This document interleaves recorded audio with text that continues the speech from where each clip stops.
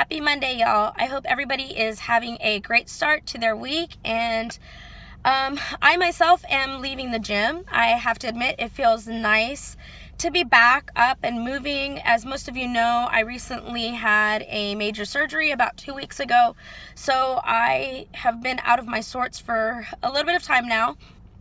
And while in the gym and recovering, I had a message that I feel was placed on my heart to share.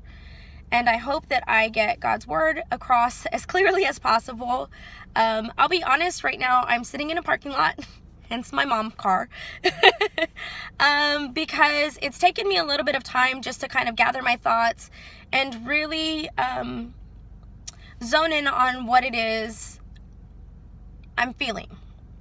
And I say that because most of you know that I had surgery, but not everybody knows what it was for. And I contemplated quite some time whether I wanted to share that or not.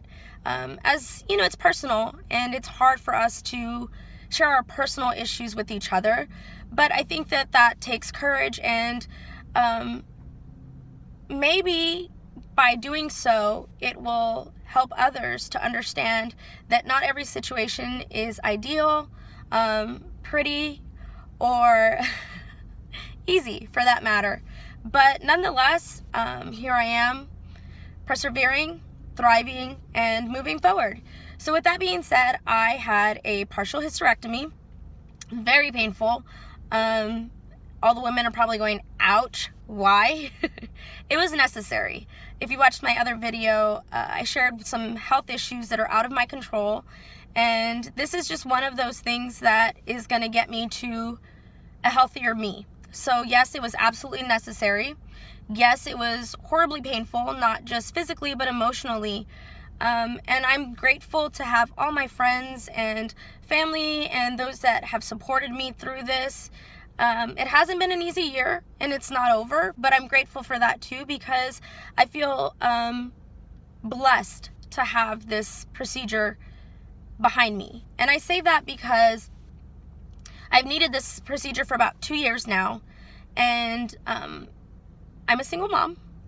I am primary breadwinner, and have a lot of responsibilities that require my attention and my diligence daily. So it wasn't that I didn't want to have it done, maybe partly, because again, it's something that you can't reverse, and I think I had to really digest that myself.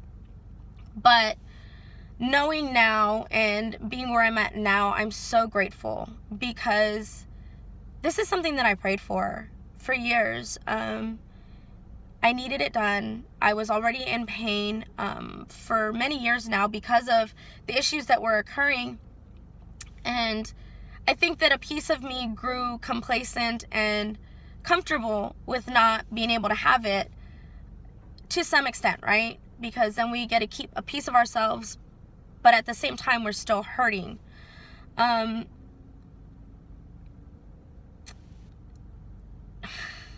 Sorry. So with that being said, I say I'm grateful and I feel blessed, because having it behind me now means that I can move forward. And I think that sometimes our life situations become easy holding on to what we know and what we can conjugate as normal or comfortable, right? Whether it be a relationship, emotional, physical, mental, whatever it may be, a job, a relationship, we hold on to what we know because it's often too hard or uncomfortable to let go and go with the unknown. And I think that's just, everybody has that fear. The unknown is very intimidating. But during my recovery, when I was on bed rest, because I had been on bed rest for about a week and a half, I couldn't do anything, and it was agonizing pain, and I couldn't have my kids with me, and I didn't know, when I was going to feel better. Every day I thought, maybe in Melissa, I'm going to get up tomorrow, and I'm going to do the dishes, and I'm going to do my laundry, and I'm going to go to the gym, and I'm going to eat better, and I'm going to feel better. And every day that I woke up during that week and a half, I was quickly disappointed. Because it wasn't all my time. it was my body that needed to recover. And I grew very frustrated and very bitter to some extent of, why is this happening to me? Why am I going through this? It hurts so bad and it's just not fair. And I let myself get in my own thoughts. And one day that I was sitting there praying, and, God just placed it on my heart, like, you prayed for this time. You prayed that you would have the time to just breathe and focus on your health and not be so consumed in work and shuttling the kids back and forth in daycare and all these other things. And here you are in the peak of it all, and you're still complaining. Now, I had every right to complain, I personally feel, because it hurt.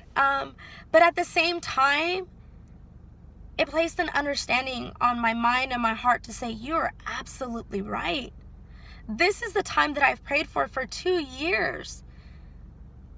And I'm acting like a bratty child saying, it's not fair. Why am I doing this? Why am I going through this?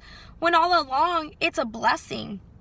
So I say that to you because I think that's all in perspective as well. It's what we feed our mind to tell our heart, to tell our body.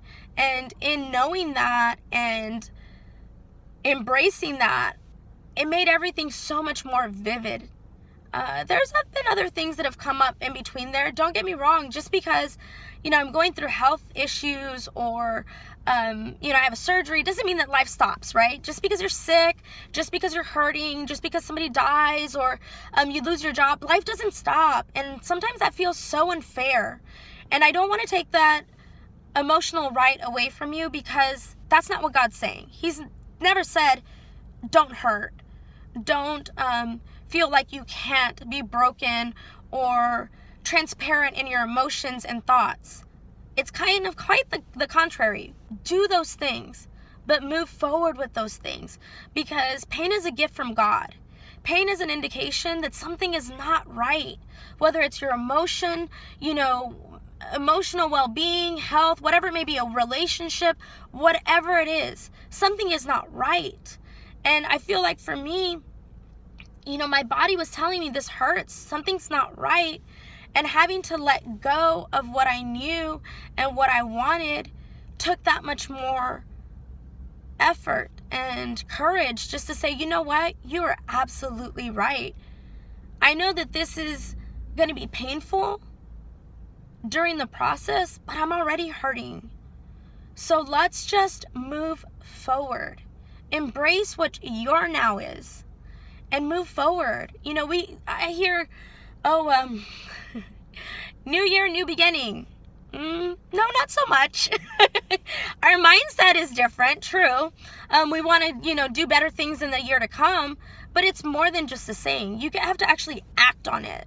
You have to actually be engaged in what you want your new beginning to be, who you want your new to be. You're still the same person, but you can change through process. And through that process, there's going to be pain. Through that process, there's going to be growth and stretching. And anybody that is physical or maybe not, even dieting can be painful, because we can't have what we normally want, and we can't have what we're accustomed to. And, it's not like you can take a painkiller every day through the process and say, I'm progressing. No, it's getting off of the comfort zone and saying, this hurts so bad, but I know looking back, I'm not going to be where I started, and eventually that pain is going to subside. So I hope that this is an encouraging message to you today, because that's all I really want, is to encourage people. With my story, I don't want you to feel bad for me. I don't want you to be intimidated by me. You'd be surprised the messages that I do get, as in, I wish I was more like you. Guys, be yourself. Who are you? Where do you want to go? See, for me, I know what I want. And I had a great job. I had a great life. But at the end of the day, my prayer was to God to let me be happy and healthy. And if letting go of all of that is going to get me to a point where God knows I'm going to be happy and healthy, then you got to let go of what is your own want, your own desire. Because if you hold on to those things, you can't have them both. And you're going to go round and round. It's like a relationship that you know wasn't good from the beginning, but you feel like you can work at it and you're going to be happy and the longevity of things are going to be there. It's going to work for a little while. It's going to be fun for a little while. But eventually it all catches up to you. You know, you can't go in life saying, oh, I'm going to, I'm going to buy this car knowing that I can't afford it. And I'm going to, maybe miss a payment here or there, whatever it may be. Eventually those things are going to catch up to you. And that, I feel, is also with your happiness. Do what makes you happy. Be what makes you happy. Let go of what is not promoting you. Give it to God. Because when you do and you change your mindset, it all just makes sense in the end. I still struggle every single day, not just with my health, but with my mouth, with my thoughts, with everyday life. I still go through it, but I know where I want to be and I know what I want to be. A lot of my closer friends and family know that my one ambition in life is to be a motivational speaker. I want to speak to people, to empower them, to drill happiness into them, and the way to get there. And that's something that's also resonated during this time with me is, how are you going to get there when you don't know what it takes to get there?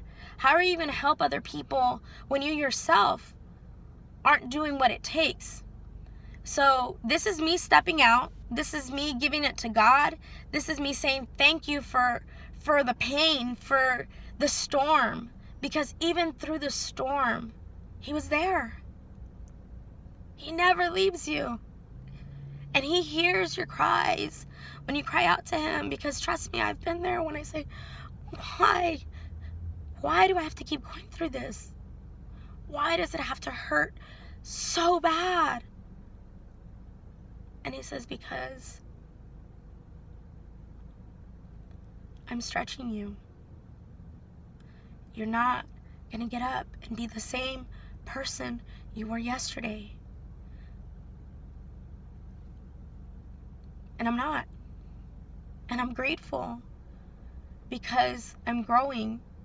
And I didn't even know it. I didn't know that's what He was doing. I just fixed my eyes on the surgery, on the pain, the aftermath of the surgery. And now my perspective is different, where I say thank you. Because you know what? I couldn't close my eyes, even if I was sitting. Right now, it hit me at the gym because, I'm breathing as I'm doing the elliptical and I'm going, oh my God, let me just make it through this 30 minutes of cardio, because if I didn't die during surgery, I feel like I'm going to do it now. And as I closed my eyes and I took a deep breath, it occurred to me, I did something that I couldn't do for years.